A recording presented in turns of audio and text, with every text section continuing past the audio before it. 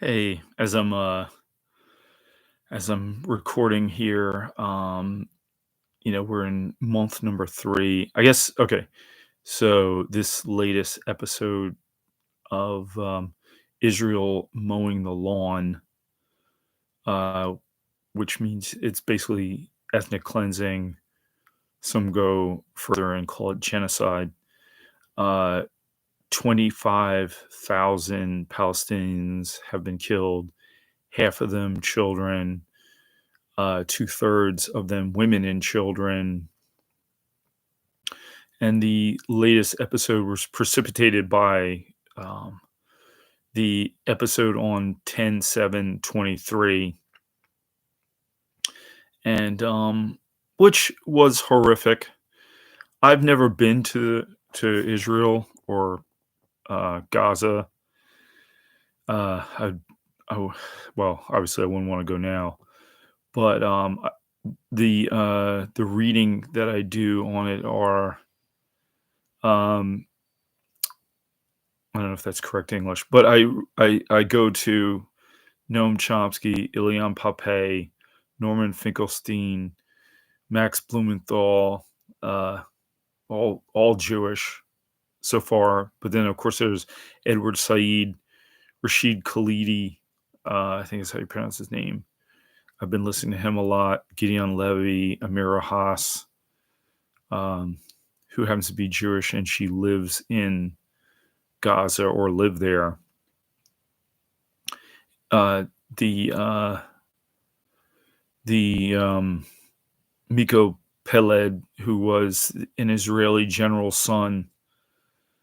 Uh, it's so 10/7/23 started this latest episode of Mowing the Lawn or ethnic cleansing, and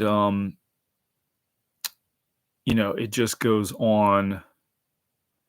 Bibi Netanyahu, by the way, went to high school around here, Cheltenham High School.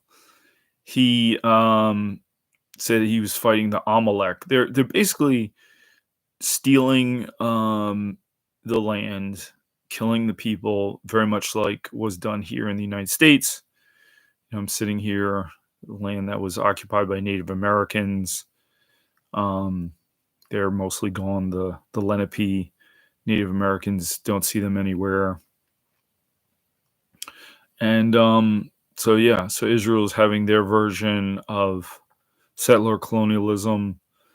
I'm very happy that South Africa stood up and brought them to the International Court of Justice, charging them with genocide.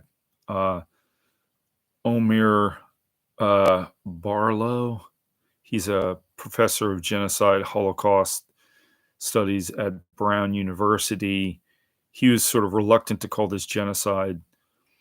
Whatever you call it, 25,000 people, 10,000 children, blowing up hospitals, blowing up hospitals, blowing up schools, blowing up refugee camps. That's genocidal, and the intent is to get the land from the river to the sea, a term used by Bibi Netanyahu, or implied, and it's basically kill the people, make it a Jewish majority state, and get rid of the indigenous population, pretend like they weren't there or they weren't really the indigenous people. I mean, it's really obscene. It's a violation of the United States' own laws, and yet we're doing it with impunity. Joe Biden is committing genocide. I believe he just asked for $100 billion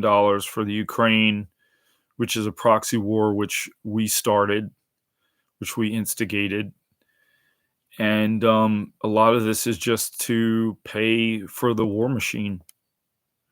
It's pretty disgusting. I don't know what's going to happen to the Palestinians. I think they're just going to lose everything, their lives. They're being starved. Did I mention that they're being starved? And of course, a lot of this stuff was going on long before 10/7/23. I mean, this goes back to 1948. They're using starvation as a tactic, collective punishment as a tactic. And I, as a clinician, have wondered, is this simply a way in which I had a supervisor named Estelle, who happens to be Jewish. She used a term called destructive entitlement. So Israel went through the Holocaust. Are they engaging in a kind of destructive entitlement, uh, thinking that they have the right to slaughter Palestinians and just steal their land? It is a kind of a Jewish supremacist state.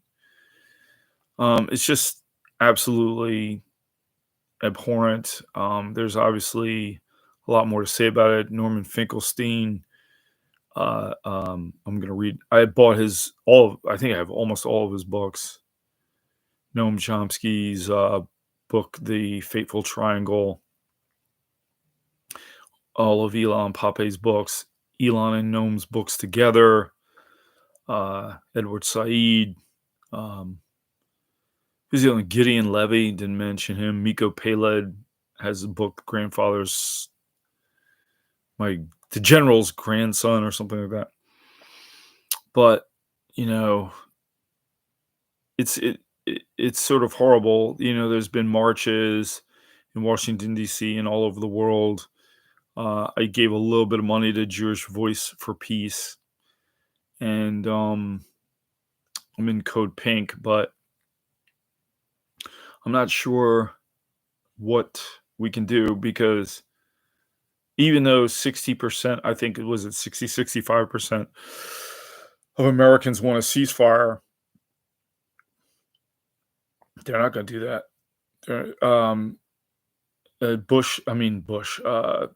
Biden could end it right now, but he will not.